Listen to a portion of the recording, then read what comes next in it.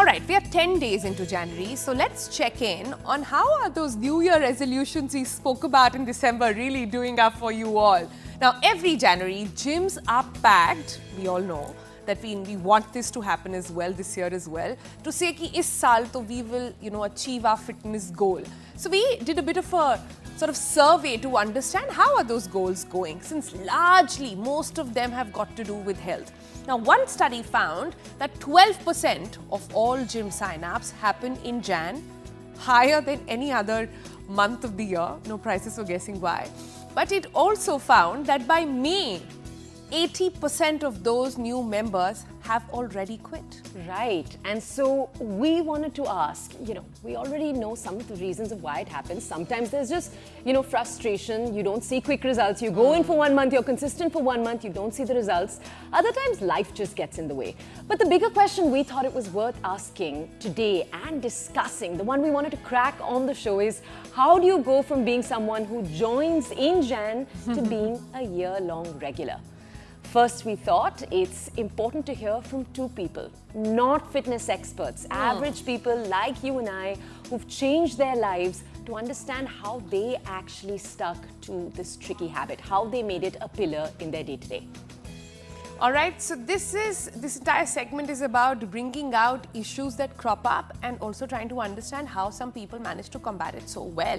So first on the program, we have with us Venika, right? I hope I'm saying that right. Venika Menon. Perfect, Sona. Okay, super.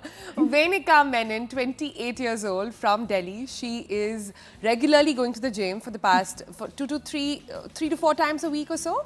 And it was something that she started last year.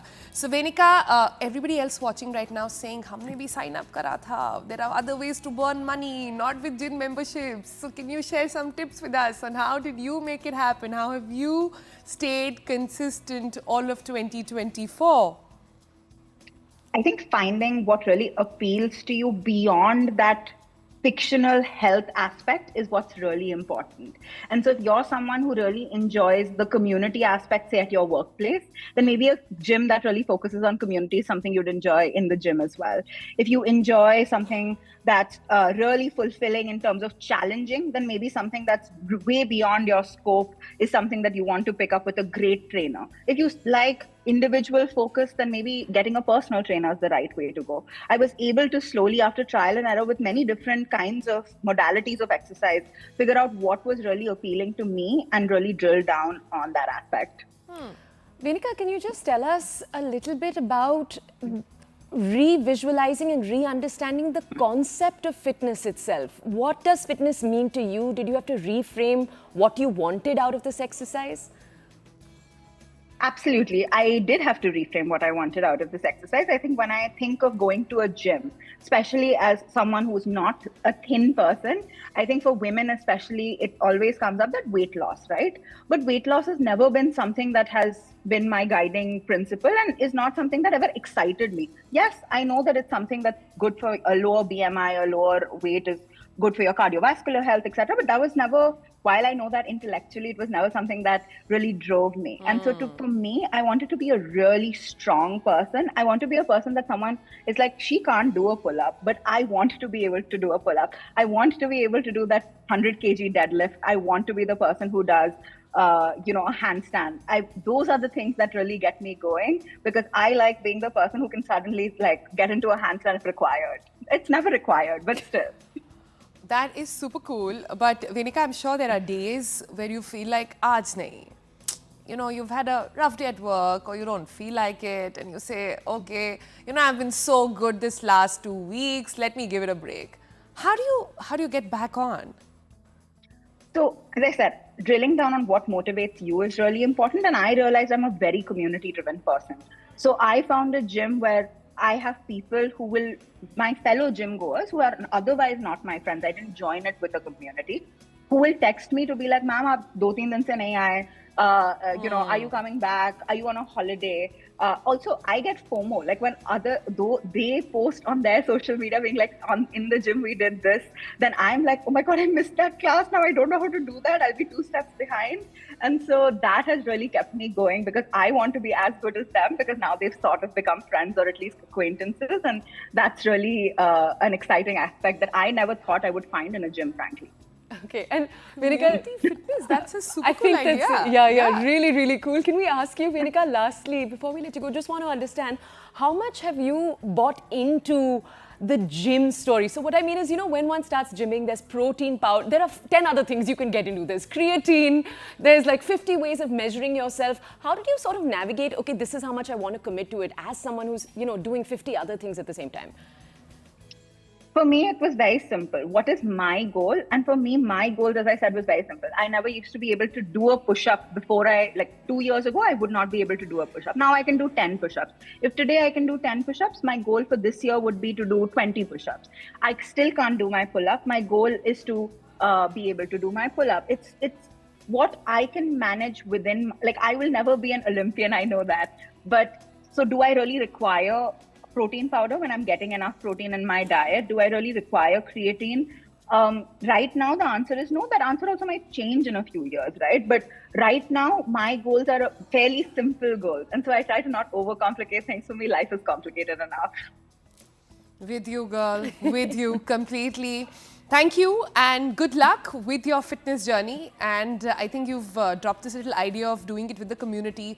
Also, dropping it on social. So it's sort of the added pressure, the good pressure that you put on yourself to actually show up. Thank you. Thank you so much for joining in. Thank you. Thank you so much. Okay, so our next guest is someone who's been doing this for a few years, because we wanted to get you someone who was newer to it and now someone who started in their late 30s. Saraswathi, we're already showing you to our audiences on screen. You're today a champion power lifter, but you're someone who decided to do this after having twins. You were not someone, and correct me if I'm wrong, but you were not someone who was a very, very active person before that too. You stepped into the gym, you went on this journey. Tell us a little bit about that, because for a lot of us, just being in a gym is pretty intimidating. Yes, I was not, let's say, focused physically active, especially after the kids. I think I kind of moved into the mom role and the corporate role, and everything was taking my time. But I think I felt the rubber hitting the ground when, the body starts showing signs of aging and you're like, where is this coming from? And you thought you'd last in your lovely 20s forever. And that's when it kind of, the realization dawns on you. And then there's a little bit of a health scare that happens. And then you decide that this is not what you want to do. This is not where you want to go. And can you kind of steer yourself away from that? Can you turn the car, truthfully? Is that what you can do? And that is when I started stepping in. Can I make a habit out of this? And can it not be in fits and bursts? Saraswathi, when we spoke to you earlier, it was also about sort of finding passion points outside of work and understanding how community builds up. But again, I keep sort of rewinding to the question on how to stay consistent. I think we are all in our fitness awareness as a country are there, but we understand it's good to be fit, but we understand it's best to be consistent, even if you're doing less. So do you have tips on how you manage? Are there days where you just want to cuddle with your twins at home and say, aaj nahi jana hai? Yes. So I found a trick. I heard the other person too. And there is one is community. What worked for me, and I think it works differently for each person, is that I sandwiched my gym time between two non-negotiable times. So that was how to build a habit.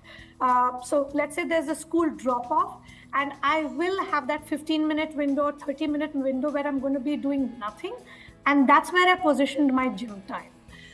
So it was between two definite habits, so that, I would end up at the gym and there could be no excuse for it. And somewhere, if you build a habit into it, I feel that you kind of, it's just like washing your face, brushing your teeth. You feel not complete going into the day without it, right? So that is how I made a habit out of it, kind of sandwiching my gym time between two non-negotiable times that I had to step out to work. I had dropped off the kids. those were the times that I was looking at and putting my gym time there. So if I didn't do it, I knew that I had just messed it up. So to kind of build a habit. And the other way is to start small. I think people kind of load the plate. Yeah. They are like, we'll start protein, we're going to start cardio, we're going to start strength training. They add the entire plate and then it becomes unsustainable. The easier way to go at it is smaller goals and then micro goals attacking to the major goal. Makes sense. Can you tell us a little bit, Saraswathi, about your inner voice? So what I mean when I say that is a lot of people talk a little bit about how they have, particularly disciplined inner voices that get them up. Other people struggle with that. Being kind to yourself, that in itself is a challenge. And I know for women, self-image is something we're often struggling with. You're a mother and you're constantly having to model that too. Can you tell us a little bit about how you have had that journey? Truthfully, inner voice, I mean, I think it's a chatter. There's hardly an inner voice, right? There's always a chatter. There's one thing of showing up at the gym. Are you looking good enough? And it's such a men's space that, there's iron clanging and it's intimidating to get in. But then you want to show up for yourself. Be kind to yourself and then to model yourself as a resilient person. So I don't think there is any kind of good way to go about it. But the way I have told myself is I just look back to how things had gone completely awry and probably that I do not want to see that size and shape of me again, mentally and physically. It's probably a place that nobody should be at. And I just don't want to land back at that vulnerable stage to be strong. And I will do that 15-minute, 30-minute every day, no matter what it takes to ensure that the path doesn't slip again. Yeah. Talking about path slipping, another reason why people often get off track is due to injuries or due to, say, and they're not being able to do it. And then they find it very hard to sort of come back with same capacity. Sometimes it leads to mental trauma as well. Any tips over there? Again, if the entire thing is it's a progressive journey, I think injuries are lesser. The problem is people want immediate results. Any kind of fitness journey lasts about 3 to 4 years before you start seeing some tangible benefits. People want to kind of do this 3-month hack for abs, 6-month hack for something else, for a body fat percentage.